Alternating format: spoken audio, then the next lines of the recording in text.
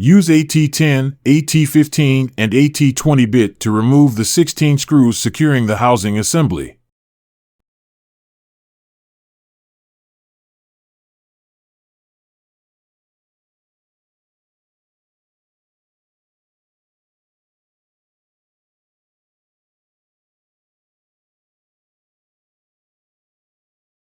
Use a PH2 and AT20 bit to remove the 2 screws securing the tube assembly.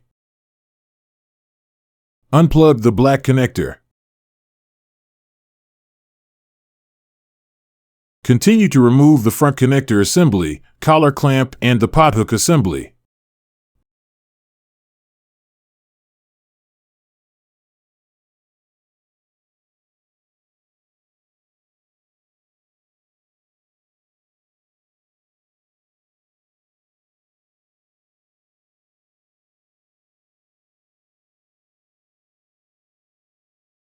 Replace it with a new tube assembly and mount the pothook assembly, collar clamp, and the front connector assembly.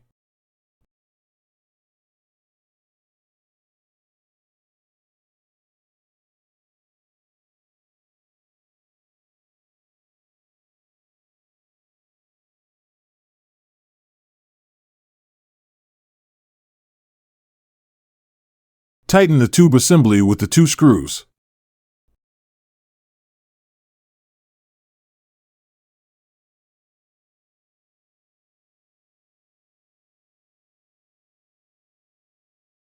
Plug the black connector in and route all the wires in the wire traps.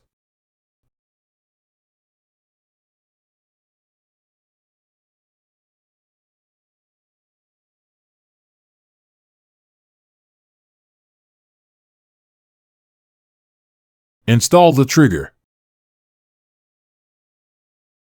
Install the housing and tighten with the 16 screws.